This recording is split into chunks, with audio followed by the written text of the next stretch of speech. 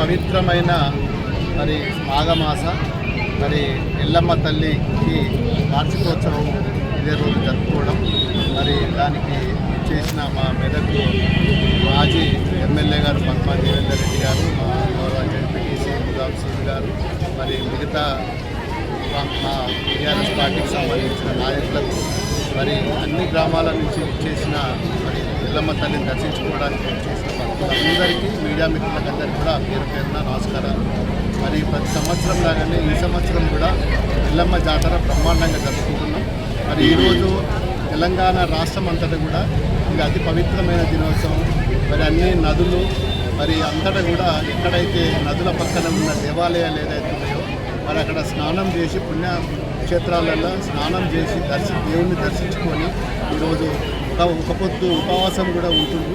మరి ఏది ఏమైనా ఈ ప్రాంతం సుభిక్షంగా సస్యశ్యామలంగా ఉండాలని చెప్పి ఎల్లమ్మ తల్లిని కోరుకుంటూ అందరూ కూడా ఆయురారోగ్యాలతో, సంతోషాలతో, అష్ట ఐశ్వర్యాలతోటి ఉండి మంచి పాడి పంటలు ఇక్కడ అంతా సంతోషంగా ఉండాలి, మంచి వర్షాలు పడాలని చెప్పి ఎల్లమ్మ తల్లిని కోరుకుంటూ మరి వచ్చిన భక్తులందరికీ కూడా మరి పేరు పేరున మరి నమస్కారాలు. తెలంగాణలో అత్యంత వైభవంగా ఈరోజు మాఘమ అమావాస్య జాతర జరుగుతూ ఉన్నది. ఆనవాయితీగా వస్తున్న ఆచారం.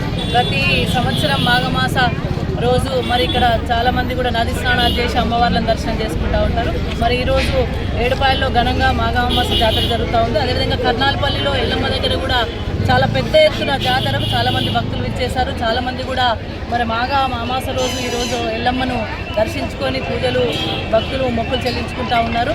మరి ఈరోజు జాతర జరుపుకుంటున్న అందరికీ కూడా శుభాకాంక్షలు తెలియజేస్తూ అమ్మవారిని మరి రాష్ట్రం సుభిక్షంగా ఉండాలని కోరుకోవడం జరిగింది. అందరికీ మంచి జరగాలని కోరుకోవడం జరిగింది.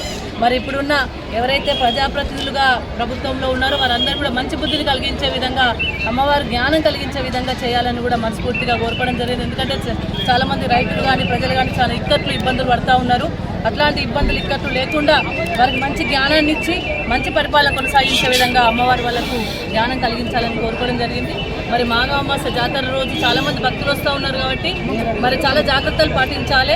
ఎందుకంటే ఎటువంటి వైరస్లు కానీ ఎటువంటి దగ్గరికి రాకుండా ఉండాలంటే అందరూ కూడా చాలా జాగ్రత్తగా ఉండాలని కోరుకుంటూ ఉన్నాం. అదేవిధంగా మరి ఏదైతే చాలామంది ప్రయాణాలు చేస్తూ ఉన్నారో చాలా రోడ్ల మీద కూడా చాలా రద్దీగా ఉంటుంది.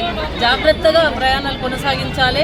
నెమ్మదిగా అందరికీ అమ్మవారి దర్శనం చేసుకోవాలని ఉంటుంది కాబట్టి నెమ్మదిగా అందరూ కూడా జాగ్రత్తగా ఇళ్లకు వెళ్ళాలని కూడా మనస్ఫూర్తిగా కోరుకుంటాం.